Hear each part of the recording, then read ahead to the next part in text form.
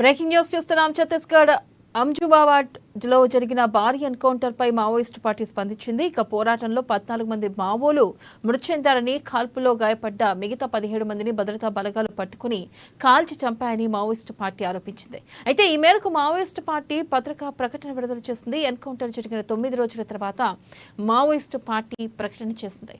Encounter లో మరణించింది 31 మంది కాదని 35 మంది మరణించారని తెలిపింది.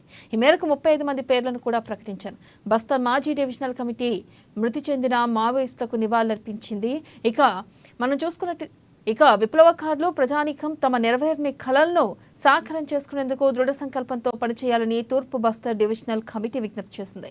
ఇక బస్తర్ డివిజనల్ కమిటీ మృతి చెందిన మావోయిస్టులకు నివాళులర్పించినట్లు పేర్కొంది.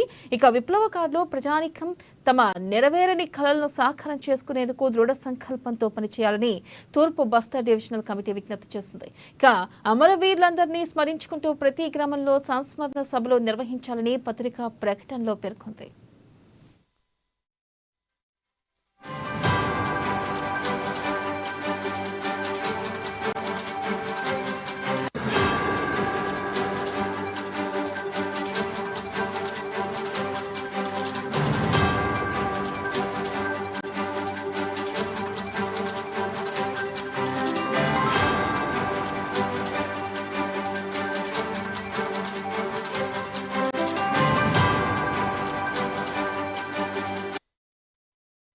బ్రేకింగ్ న్యూస్ చూస్తున్నాం. ఛత్తీస్గఢ్ అబోజ్మఠ్ లో జరిగిన భారీ ఎన్కౌంటర్ పై మావోయిస్టు పార్టీ స్పందించింది. పోరాటంలో 14 మంది మావోలు మృతి చెందారని, కాల్పుల్లో గాయపడ్డ మిగతా 17 మందిని భద్రతా బలగాలు పట్టుకుని కాల్చి చంపాయని మావోయిస్టు పార్టీ ఆరోపించింది. దీనిపై మరింత సమాచారాన్ని మా ప్రతినిధి శ్రీనివాస్ భద్రాద్రి జిల్లా నుంచి అందిస్తారు.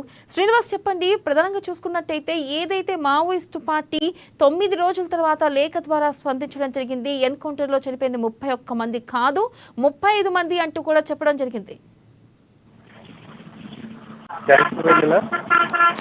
గత 4వ తేదీన ఛత్తీస్గఢ్ లోని నారాయణపూర్ జిల్లా సరిహద్దుల్లో ఉన్నటువంటి దుక్లి అడవి ప్రాంతాల్లో జరిగినటువంటి భారీ ఎన్కౌంటర్ కు 35 మంది మావోయిస్టులు రిలీజ్ చేసినటువంటి లేఖలో పేర్కొనడం జరిగింది.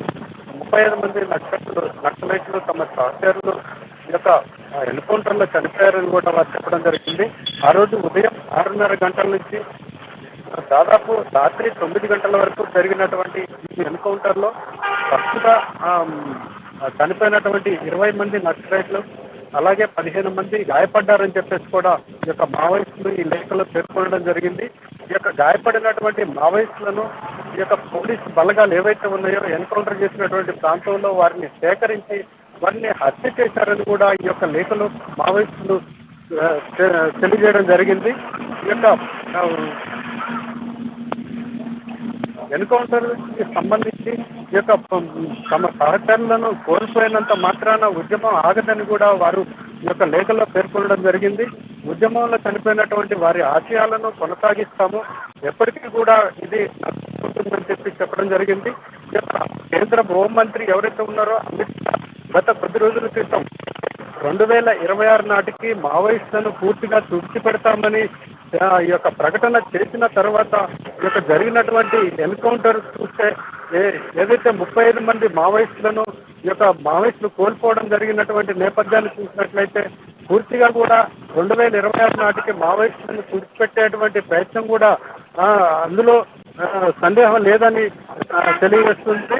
ఈ యొక్క మావోయిస్టుల మృతికి కారణమైనటువంటి ఈ యొక్క పోలీసు బలగాలకు ఈ యొక్క భారీ జల్లెడగా కూడా, అంటే ఈ యొక్క ఎన్కౌంటర్ జరిగిన తర్వాత ఆ యొక్క అబూజ్మఠ్లోని పోలీసు బలగాలు పూర్తి స్థాయిలో డ్రోన్లతోటి ఈ యొక్క కెమెరాలు అమర్చి ఈ యొక్క అంటే మొన్న దొరికినటువంటి చెర్లలో దొరికినటువంటి ఈ యొక్క గబ్బకి తాలుకి కెమెరా, అలాగే వాటికి సంబంధించినటువంటి కొన్ని పరికరాలు కూడా అమర్చడం జరిగిందని కూడా ఈ యొక్క ఎన్కౌంటర్ కు ఈ యొక్క పక్షులను కూడా ఉపయోగిస్తున్నారా అనేది కూడా సందేహం వ్యక్తమవుతోంది. ఈ యొక్క ఎన్కౌంటర్ జరిగినటువంటి ప్రాంతం మొత్తం కూడా జల్లెడబడుతున్నారు. ఇంకా భారీగా ఈ యొక్క భద్రతా బలగాలను ఈ యొక్క అడవుల్లోకి పంపించి పూర్తి స్థాయిలో ఈ యొక్క నక్సల్స్ నిర్మూలనే ధ్యేయంగా కేంద్ర ప్రభుత్వం, రాష్ట్ర ప్రభుత్వం కూడా సాధిస్తుంది.